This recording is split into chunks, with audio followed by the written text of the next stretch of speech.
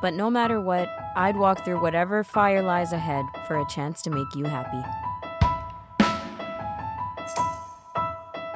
You're listening to the AMI Audiobook Review. I'm Jacob Szymanski with Ramya Amuthan.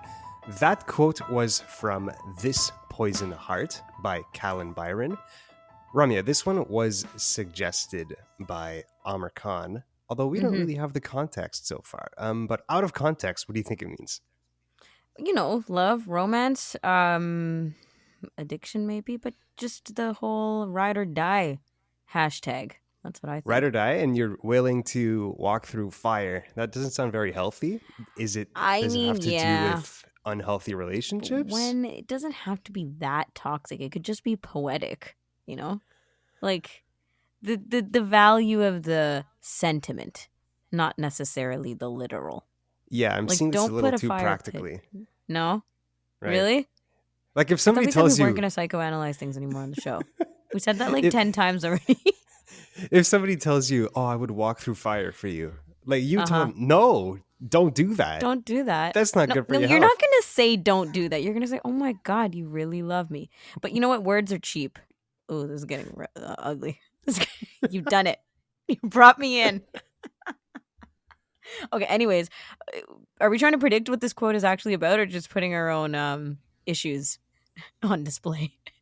Oh, that was our best guess at what it could possibly mean. But Aamer's going to clear things up a little later, yeah.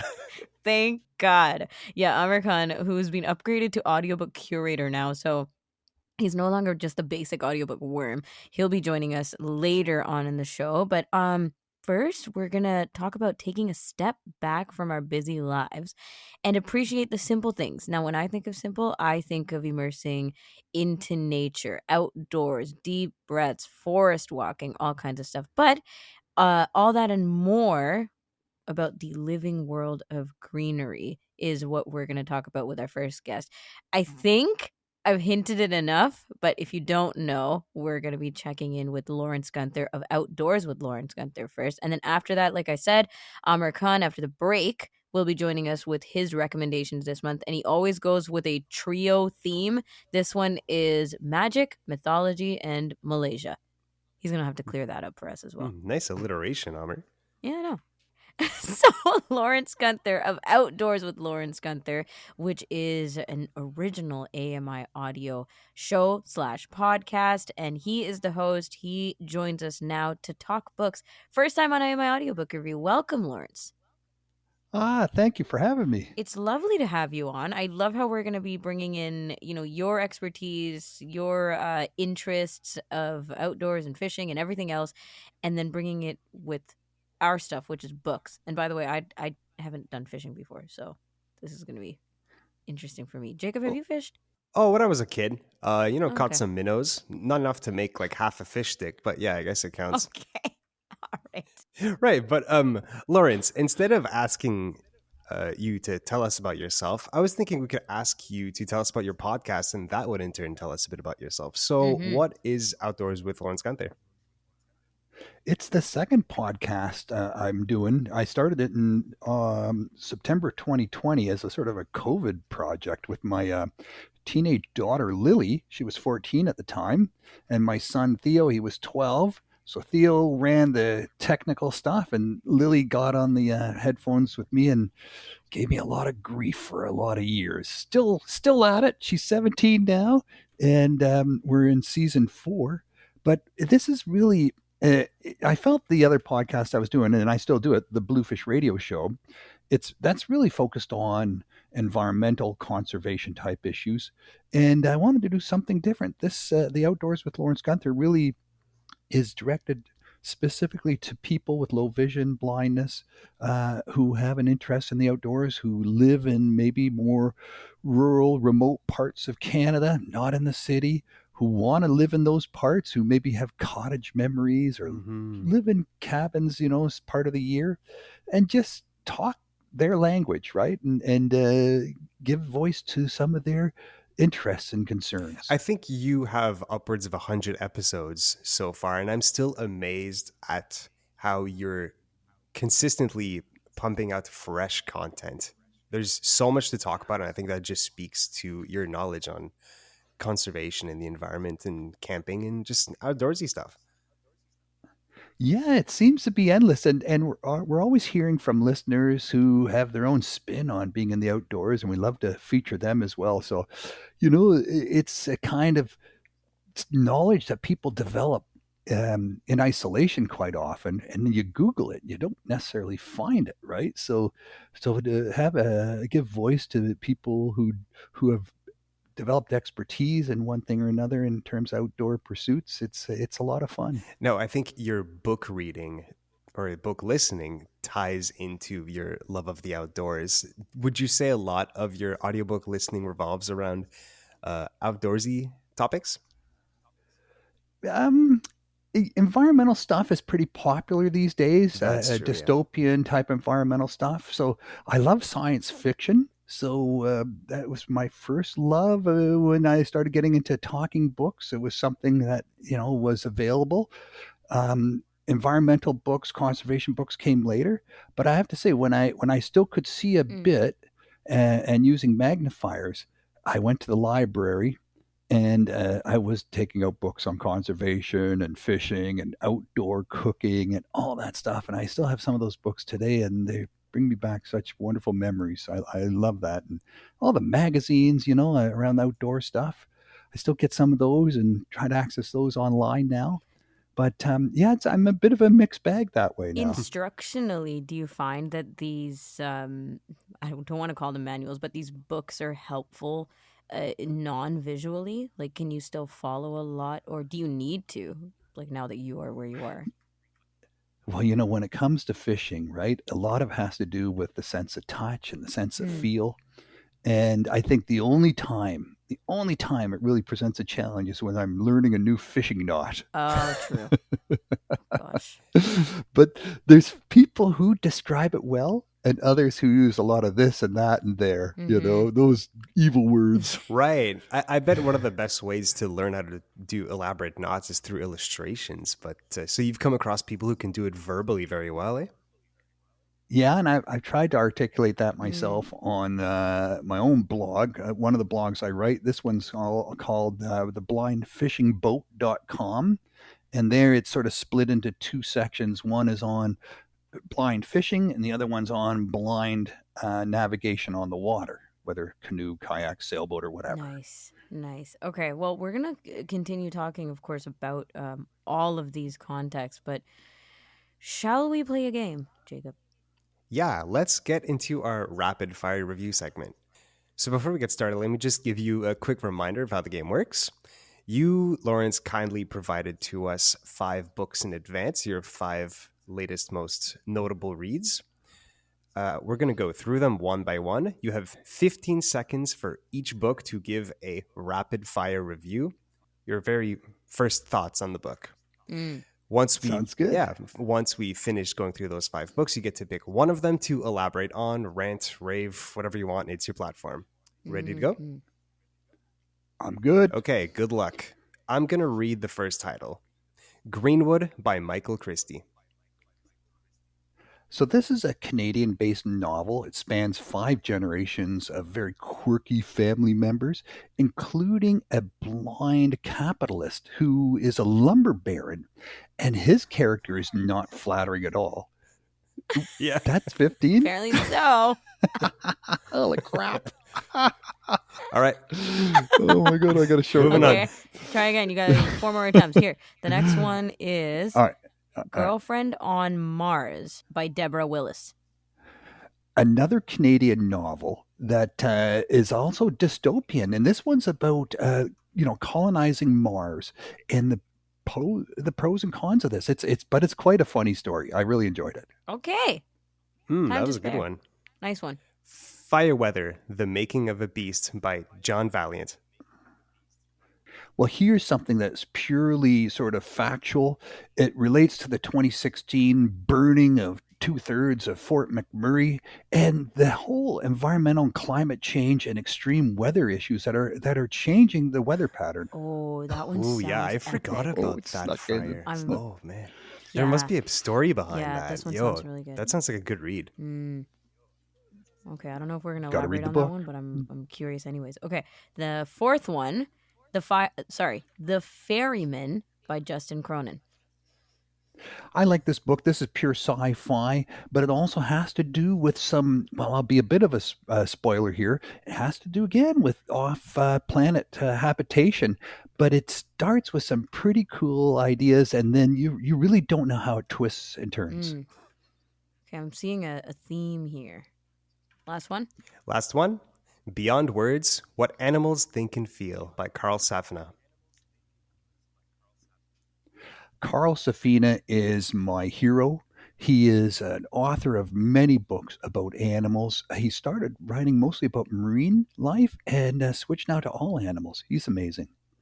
Mm. Okay, he's your fave, so you did really well. Okay. Which one are we expanding Thanks. on, Lawrence? I think we should talk about Carl Yeah. Safina and anything he's Of written. course. Okay. Tell us more about this one then. Let's start here. Is this just most recent read for you or something that really stuck? This is a recent release by Carl Safina. He spent 3 years researching this book, traveling all around North America. So it's a kind of book you can jump around by section. So the first thing I read was his section on wolves. You know, having being a dog owner, I was really curious to hear what he thought about how dogs and wolves Mm. think, Oh, right? yeah. So, and he just brings you right into it. It's just so amazing. You learn so much about wolf culture. Just to give people a reminder again, it's called Beyond Words: What Animals Think and Feel. So you can read it, just flip through and pick your favorite section, kind of like a textbook. Oh yeah, the last section I read was elephants. You know, because I've read some books on elephants and it's a little upsetting, Yeah. you know, but the dolphin section was amazing as well. Just really, I mean, you start it, you read it twice sometimes. You know, you don't even care if you're reading it twice because it's so rich, and the storytelling by Carl is so mesmerizing. He just masters the art Storytelling. of Is this storytelling. a nonfiction? It's his voice of experts who do research in the field, and he puts it in his own words and just relays it in such a gripping Mm. fashion that you can't put it Oh. down. They're page turners. Every book he's ever written is a page turner. He's written books about just a sea turtle. You think, who wants to read 300 pages about a sea turtle? But you start Like it, you can't one sea stop. turtle or Really? like sea turtle the animal? The sea turtle's the animal, you know? Yeah, yeah. But, you know, It's the but in this story of book, a he sea turtle. talks about a female sea turtle that swims across the Pacific Ocean, and that's 100 pages, you know, Mm. just the adventure of that one sea turtle. On and on. Every book he's ever written they're just page turners. He's so well regarded in the field of Mm. conservation. Well, you know, I think of these nature documentaries that the BBC produces, like Planet Earth and Blue Planet. And when they go and film these animals out in the wild, what they really are doing is telling Yep. stories, Yep. right? It's about like pointing out an individual, what the goal is, what the issues are, and how they overcome it or don't overcome it. Like it's always a story. And they're long form stories too, right? Because they're using cameras that are put into the forest and they're activated by motion. And they'll set up dozens of these cameras in the habitat of these certain animals they're interested in. And they'll just keep going back and downloading the content over months, seasons, in some cases years. So you're really getting a feel for how these animals live their lives. I think that you've appreciated books, like learning in this way, for a very, very long time, Lawrence. Like, do you read books over watching documentaries or YouTube videos or all these other ways of learning about nature? I think books are my favorite. You know, even when I could see a little bit and use Mm. magnifiers, I love books. I love interviewing authors. You know, I just interviewed an author of a book yesterday. He's a National Geographic TV show host, and he's written a book on the giant freshwater fish of the Mm. world. But you meet these authors and you get a chance to ask them all sorts of questions about, you know, their motivation and their mission. But the books themselves, you can put them down, you can pick them up, you can go back and reread sections. I love it. And it's just, you know, it's really, books are made for blind people, Yeah. right? Because you don't have to see pictures, and most books don't even have Yeah, everything pictures. that's being expressed is expressed in words. You've been consistently reading 2 books a week for a very long time. How does that work? Well, I order a bunch, I read most of them. Some I don't, but I'll often have two or three going at the same Hmm. time. I don't mind that. You know, I read an article about people with TikTok, and now they're putting books on TikTok, little chunks at a time, and people will listen to the chunks of TikTok audiobooks in no particular order. They'll read What? a Yeah, book, an entire that's book, wild. in just random order. Okay. Although that seems like it would work well for the book you described earlier, Mm. where it just goes, every section covers a different animal, right? It's like Yeah, little that's not chunks the case of for every book. factoids. Well, like the ferryman, it No. jumps around in time, and you could read it in different orders, and it wouldn't affect the storytelling at all because the book Whoa. itself is jumping around in I feel like time. you've explored this. Or like the, reading books all willy nilly.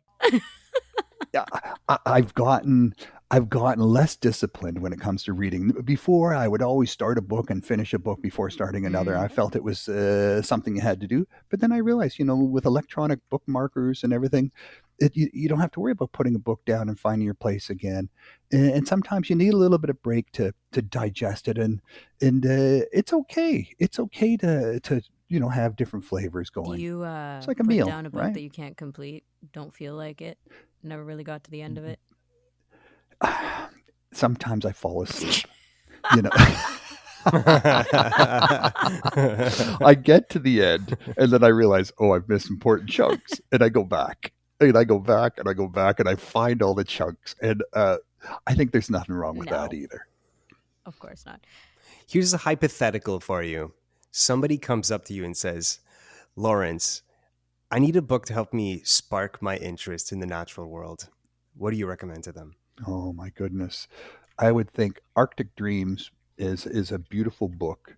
And the author, I can't remember his name right at this moment, but if you Google Arctic Dreams, it's a beautiful, beautiful storytelling of the Arctic. And if you want to learn about Inuit culture, Inuit ways, and the Arctic, this is just an absolutely brilliant book, and you'll be hooked.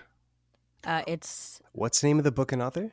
Can you repeat that, please? It's Arctic Dreams by Barry Lopez. He's a brilliant writer. Unfortunately, he just died recently, but his storytelling ability is just amazing. And that book just, I think it hooked me. It was one of the first talking books I ever was able to listen to about environmental Oh. issues, and it's just brilliant, absolutely brilliant.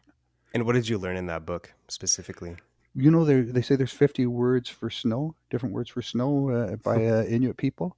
He explains each word and how an Inuit hunter can just look onto a frozen landscape and walk out there and get back. You look around as a sighted person, there's no distinguishing features as someone who doesn't live that culture. mm, And they have developed that ability in such a strong, powerful way. It's in their DNA. It's given them ways of perceiving connections, subtle connections in the environment that we'll never have because we haven't we're not sharing that same DNA. Wow, that makes you realize how naive or ignorant we can be about the environment when you see how genuinely connected people are to their environment. Where when we live in cities, we basically don't touch green. We just ignore it like it's not our issue.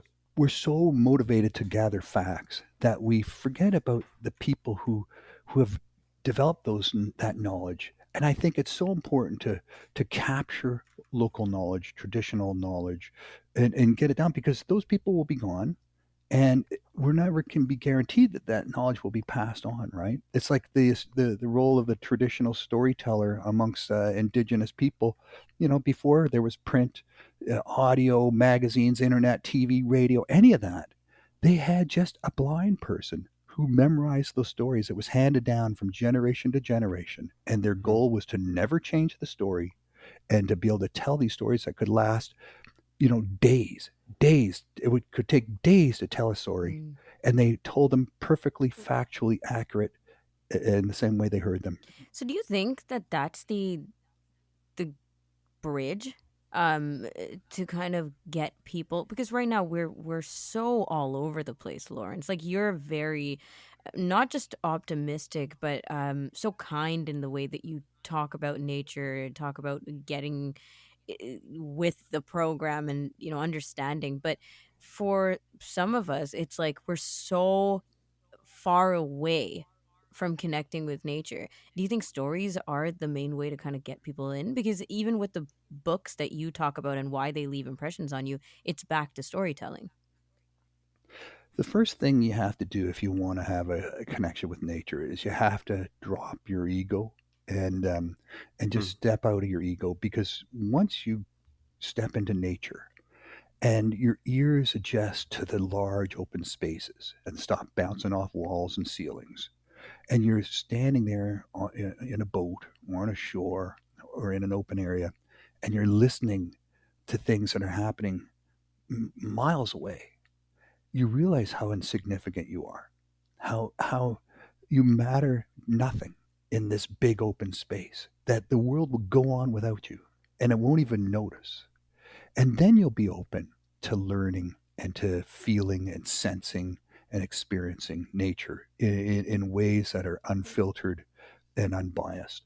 It takes time to get there, but anyone who spends time in nature, you if you open your ears, and at the end of the day, you'll feel that way. You'll feel insignificant and you'll feel humbled.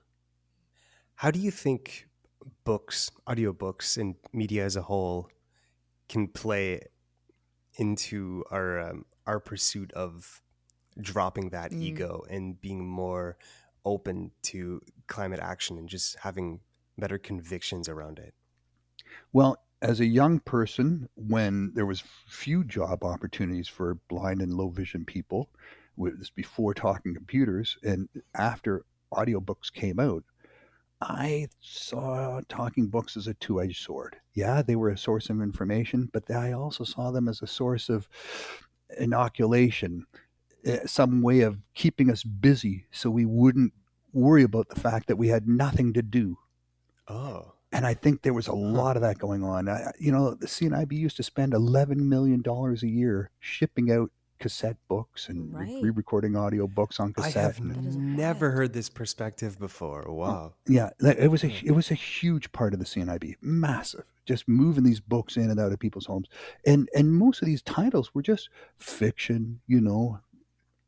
So to get into books now, where you have a busy life, where we're all busy, and we want to find books that either take us away from our stresses in life or help develop new perspectives and interests in life.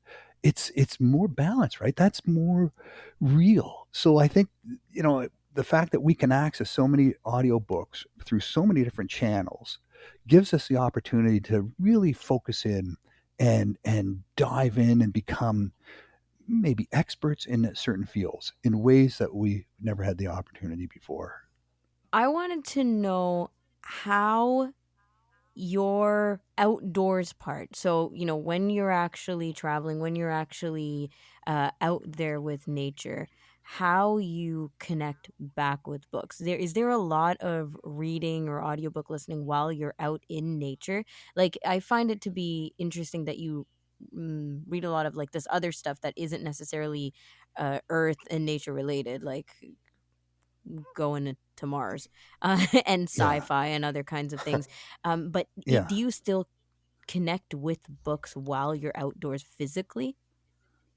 I do. When you're outside and away from the city, you know about dark sky, right? We hear about dark sky and the dark sky initiative, and that there's very few places left in the world where you can go and at night there's no ambient light that's glowing on the horizon and bouncing off the atmosphere that's blocking your view of the Mm, stars. There's not Right. many places in the world where you can do that. I think of places where there's no sound, right? And where there's none of that hum of the city, the trains, the Mm. cars, the automobiles. Maybe the odd plane goes by, and you think, what the heck? Get that plane out of here. Holy mackerel, it's spoiling it. But for the most part, nature's quiet. Yeah, there's wind and trees, but wind isn't always mm. there. And it's just quiet. So you can just be there in the silence. It's a great opportunity to just take a book and just listen to a beautiful book in that silent world when you've spent a long day doing physical things, you're exhausted, and you just want to put your feet up around the campfire or get in your sleeping bag and just enjoy that voice, quietly talking in your one ear as you listen to the rest of the world around you, Mm, and just that complete that silence. sounds lovely. Yeah. Silence is a luxury nowadays, isn't Oh it? God, it is. Oh yeah, And you often hear yeah. people, talking about all-inclusive vacations and taking their books there. Like I haven't read in a while. I'm definitely taking a book to that resort, but your sounds like a step up and a step into nature in a very different way. We're talking silence and camping and being by water and all these different, like, very off of our regular lifestyle, city lifestyle at least. Yeah, it's like that storytelling around the campfire, right? It's and like I said, indigenous knowledge keepers, and a lot of them were blind, and that was their role. They were provided with food. They had families. They had children. They had housing. They were considered very high up in the status of the community because of their Right. storytelling ability. But just to be able to take that story and around the fire and tell that story over not just how much time do we have to tell a story, Mm, right, before our friends start joking and get God, distracted. that's why But TikTok videos are so short. Yeah. yeah, exactly. Well, these indigenous storytellers were very clearly very valued. You mentioned the term storytelling quite a bit earlier, even though you were discussing nonfiction, basically. Mm. Do you think that storytelling is the best way to disseminate important, difficult information, as opposed to a dense um, academic tome?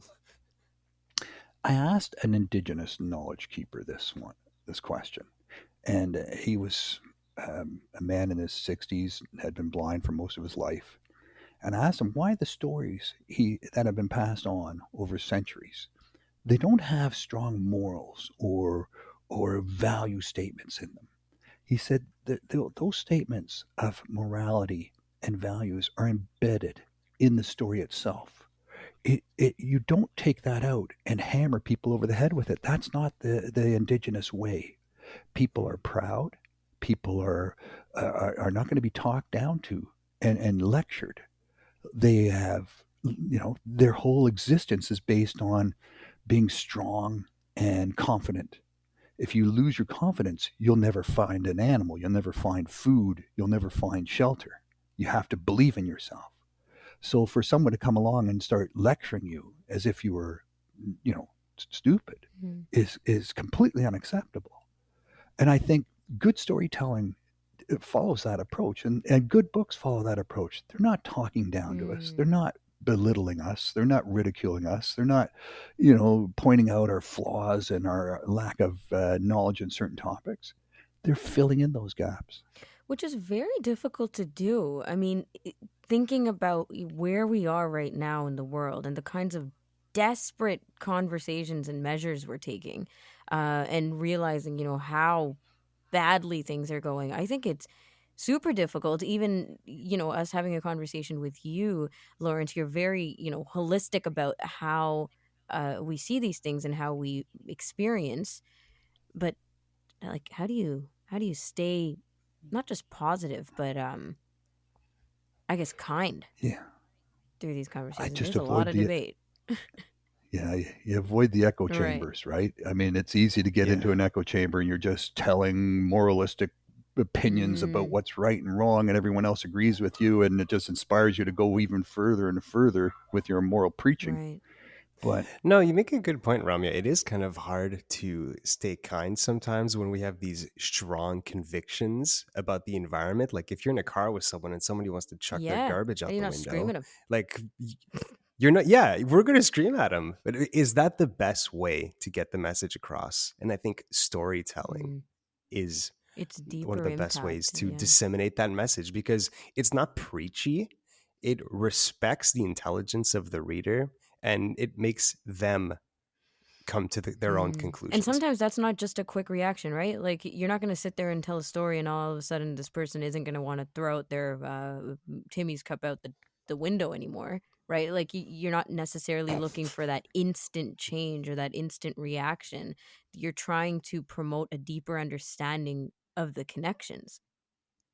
Yeah, you don't just tell them, don't do that because it's bad. You tell them why it's Mm, bad and why we should change or our what ways. exactly is going on? Yeah. But Mhm. again, if you talk down to people, they're just going to walk away, right? How Mm-hmm. do we start to rebuild these bridges and get away from our silos of where we find comfort in the company of people who believe in the things we believe in and share the same values we have?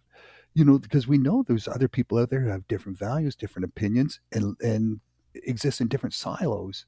And that's the problem, I think, right now is we're not communicating, we're not sharing, and I think that's our way back to having good, sound, democratic, and fair exchanges of Yeah. information and progress. You know what I love, because it feels so full circle, Lawrence, as you say this, that I think of grounding ourselves, right? Like we are also, or can also be, very frustrated and very, why can't this be the change? But we have to ground ourselves, and the best way to do that is to go back out in nature again. So there you go. Yeah, I love it. You nailed it. This has been great. And with that, I think we're going to have to let you Yeah. go so you can go back and ground yourself, although you do seem like you're already firmly Yeah. grounded We need to already. ground ourselves, probably. Lawrence, thank you so much. This was awesome. Oh, what a great opportunity, you guys! Thanks for letting me join you guys. Lawrence Gunther of Outdoors with Lawrence Gunther. Check it out on your favorite podcast platform. Tune into AMI Audio for episodes as well. When we come back from our break, Aamer Khan, our very own audiobook curator, is joining us, and he's come up with this month's recommendations. The theme, as we told you, is magic, mythology, and Malaysia. We'll find out what he has there. This is AMI Audiobook Review.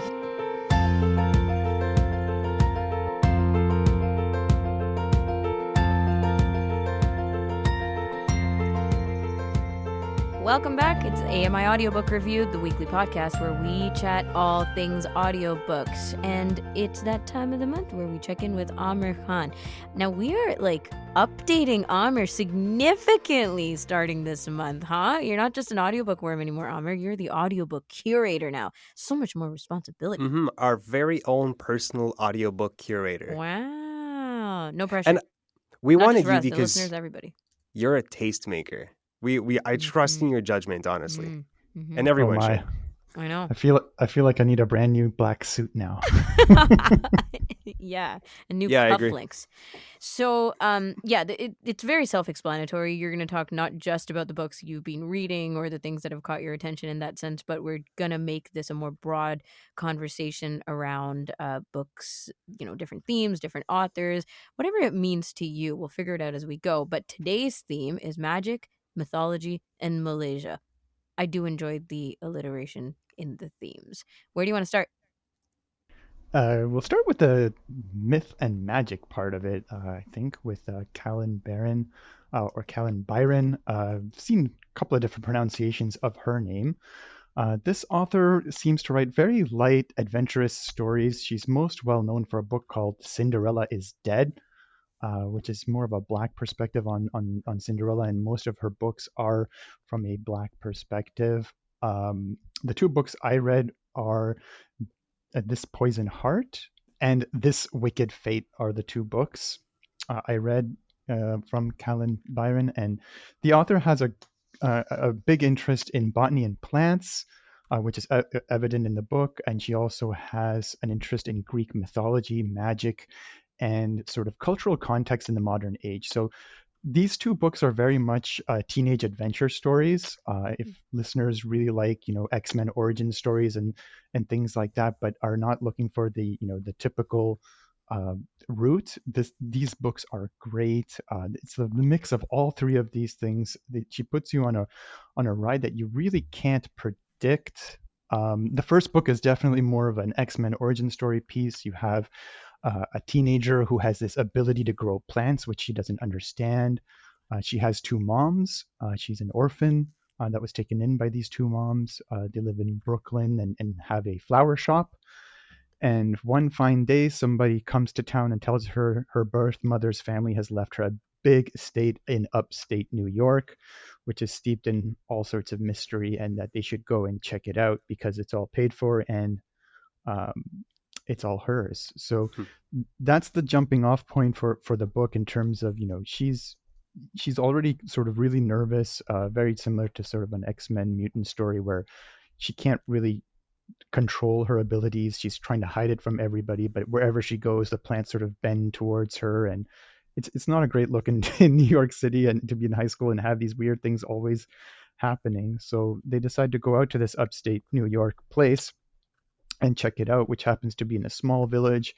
And they start to notice some very interesting things about the people there. And I think that's enough of a teaser there. But the first book it reminded me a lot of the Lord of the Rings series in terms of it's a big setup for the second book. It doesn't mean that the first book is bad. The first book is actually great. But some listeners might want to be prepared for that in terms of the ending is similar to something like Lord of the Rings, where you have another adventure set up for the second book. So, speaking about Callan Byron's body of work as a whole, what would you say is something she does especially well in her writing? I haven't read all of her books. These are the only two I've read, but glancing at her works, she seems to have a lot of fun writing. Hmm. I So a like lot of that. it is adventure based, and she is a black, so she does like to write in that vein in terms of from that perspective. So it's a little bit of resetting a lot for me personally, because when you're reading these books, there's certain things that don't sort of mix together. But she takes artistic license with that. I mean, like I said, there's a lot of Greek mythology in these two particular books, and you're like, okay, well, people who are black are typically from Africa, and she's putting all these veins together from people from Greece. So, Right. so you have to sort of set some of those things aside. But the general theme of her books is that she really wants to have the reader on an adventure and have fun. You're not supposed to take these books all too seriously, and by her own admission, she mishmashes a lot of different sort of things together to weave a story. Was it difficult for you to put aside your own um research brain and just have fun with it? No, not really. I mean, I think it was more of a just reminding yourself of different things. Culturally, that there are certain aspects where when you read it and it reminds you of where the characters are from, and what where the author is from as well. Mm-hmm. Which again, it sets you back into the theme of where the author wants you to be. But no, it wasn't difficult. I mean, most of the time you're wondering what's going to happen next, and what the adventure is holding and what the characters are thinking. There's a lot about plants which I didn't know about, but it's again, it's not difficult to follow. If you don't know anything about plants, you can still read this book and be a bit more educated Thank on goodness. different types of plants and things. Like that wouldn't be the reason Um, why you want to put these books away, right? Because she's no, so no. involved in the botany that you're like, I have no idea Yeah, I what's need a Yeah, going degree on in here. biology. Yeah. yeah, yeah, yeah. And, Um. she uses some of the Greek words for the plants too, but again, mm. it's not necessary to know what those are. So obviously you're saying that it's fun. Like she writes in a fun Hmm. way. These are fun books. Are they funny? They are. There's, each character is sort of developed differently in terms of, her two moms, the protagonist herself, different characters that come in and out of the books. So yeah, it's fun to get to know the characters. There's just a lot of laughs along the way. There's some seriousness too in the book, which again is sort of a good mix in terms of having a book that both makes you sad and but mostly happy throughout the book in terms of reading enjoyment for listeners. Okay, so here's a question for both of you. How do you know the book you're reading is fun more than anything? Because not all books are fun reads. What makes a Hmm. book fun to you guys? I don't know. I really have to think about that because I'm trying to think of examples of fun reads. For me, fun comes with the familiarity. Like if something was kind of an awesome world to get into and then I can like revisit, it's like that nostalgia, the Mm, remembering of how I felt when I first read this book. That's when I find it fun. Or perhaps cozy is fun for me. Like these two, which is ironic because you're talking about adventure. I find sometimes adventure can be like too much. It can be tense, right? Yeah. There can be a lot of tension there. And Tense, and that's not maybe you're not on the necessarily same fun. vibe as the characters, so you're not necessarily enjoying it, Right. right? It can Like, be intriguing. yeah. And we've talked a little bit about world building too, and I find in this book it's fairly light. I mean, most of it is based in reality. I mean, obviously there's other parts of Greek mythology and things that happen in the book which are more world building, but it's very light, and I think that goes to enjoyment for a lot of folks too, where they don't really have to think a lot about the world building and that sort of thing. For me personally, I mean, a light book is something that I can laugh at. Mm-hmm. I know I'm Mm. having fun when I'm reading it just to see what happens next, and I'm Yeah. not sort of nervous or taking it too seriously. Like, you don't have Whereas to work too hard. whereas the Yeah. second book is much more serious, and you think about it a lot, but not to relive the enjoyment, but you're thinking about it in different aspects, right? Mm. Right. So this other book you wanted to talk about is from an author you brought up last month by Tan Tuang Eng, The Gift of Rain. You want to tell us about that one? Yeah, The Gift of Rain. This is for listeners who really like a good serious book. It's historical fiction, and it's a book that can really sink your teeth into. It's got multi layers of all sorts of themes in it. It's set just before and after the Second World War and throughout that time period. If I had to sum up the entire book in one word, it'd probably be identity. The author does a fantastic job of painting the picture of the author's favorite place, which is the island of Penang off of Malaysia. And I believe all of his books are actually set in that particular landscape. And it's very clear that he loves the place, and he does a fantastic job of describing, everything from the food to the people to the plants, and that sort of thing. And that was, I think, the greatest surprise for this particular book for me was that after reading this sort of teenage adventure story from Callan Byrne, I really didn't expect to have anything in common with a serious book like this. And then the book starts with descriptions of the trees and the landscape, and I'm like, wait, Mm. they're both really like nature and they both really like plants, but that's pretty much where the similarities stop. This is a much more reflective and morality based book. As I said, the book centers around identity. The main character is um, his parents are British and Chinese, so he's from a mixed marriage. The island of Penang has both those community and more on it, but neither side really accepts him because they don't think that he's enough on either side. So he struggles with that. He's also Mm. his father's second marriage, and a child from the second marriage. So that's another sort of distance piece that he has from family. So it's a duality between he feels very connected to the island because it's the only home he's ever known, but at the same time the people there aren't really accepting of him.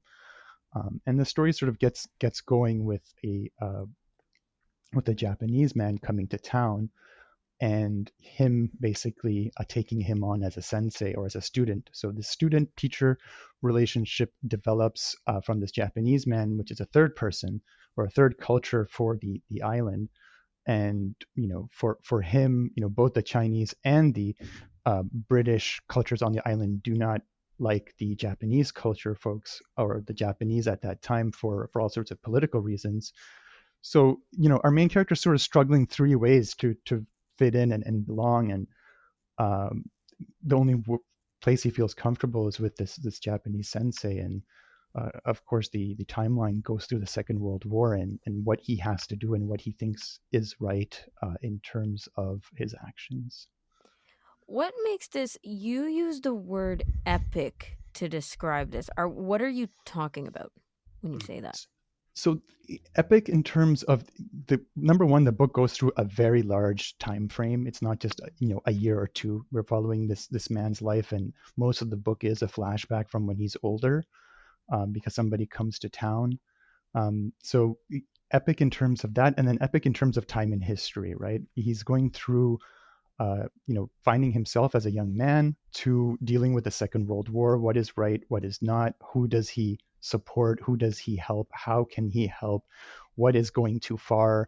What will get himself killed? What will get his family killed? How does he protect all of these sort of things? I should mention that the protagonist is also industrialist son. So, his father is one of the most richest men on Penang. So there's also this responsibility towards people in terms of leadership.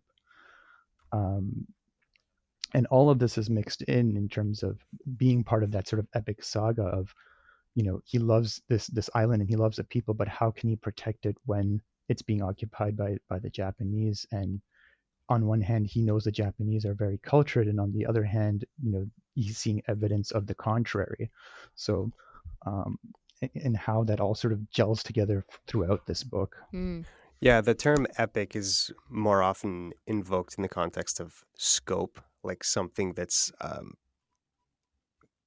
taking up a large part of someone's life, but in this case, Mm. it's taking up a large part of like the future of the island. Would you agree? Right. Timing. Hmm. Yeah. Yeah, Yeah, the Time future of the timing bound. of. island, as well as Hmm. his own life, right? I mean, like, he Hmm. goes from a young man to pretty much retirement age in the entire book, and you see that there's all sorts of loss. It's not an easy book to read. I mean, for listeners who do not want a serious book, do not go near this book. Not fun. Uh, it has its moments of levity, but it is a more serious read. There's parts that will make you laugh. There are parts where there is enjoyment. And if you like a good author in terms of writing quality, this author is fantastic. I mean, it's a pleasure to read almost every line of this book. The way things are described, the way that the characters' thoughts are expressed, it's just written really, really well.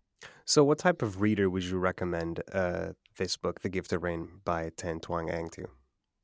Like, somebody who's interested in a more serious read, like I said, I mean, this is not a teenage adventure. This is not something that's humorous. It is 18 hours long too, so it's not a quick read either.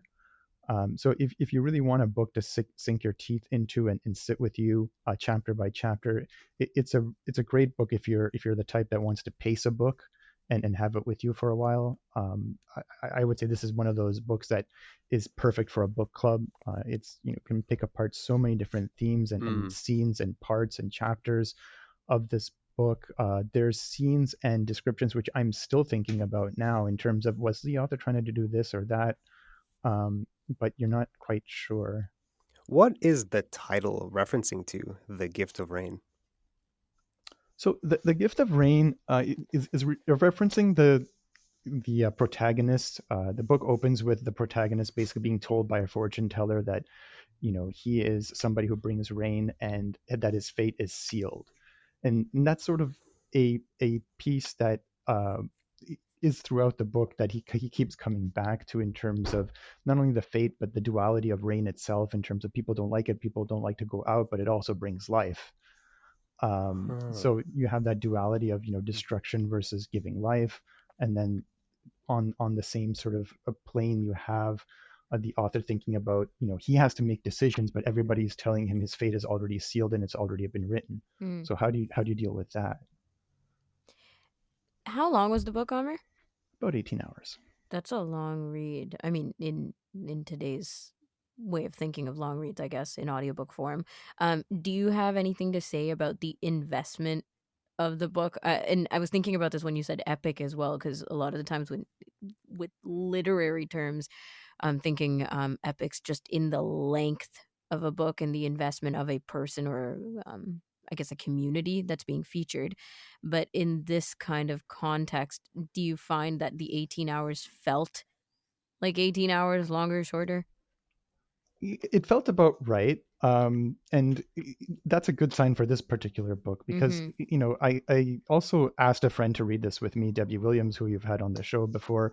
And that was really my barometer of asking, did you feel that it was worth it, the 18 hours? And her feeling was yes. And her sort of comment was also that it wasn't an easy book to read from an emotional perspective, but it was totally worth it. Mm. And I feel the same way in terms of just the descriptions and the way the author writes and the point of views is worth the 18 hours, but the author goes above and beyond just those pieces in terms of dealing with all these really hard sort of moralistic issues that go with war, that also go with family responsibility, and that also go with cultural responsibility. There's a lot of storytelling in this book, so if you're the type of person that really likes storytelling, Tan Tuang Ing does a great job of not only telling this protagonist story, but also other characters throughout the book. Perfect. So that's The Gift of Rain by Ten Tuang Eng. And you also recommended This Poison Heart by Callan Byron and This Wicked Fate, also by Callan Byron. Awesome.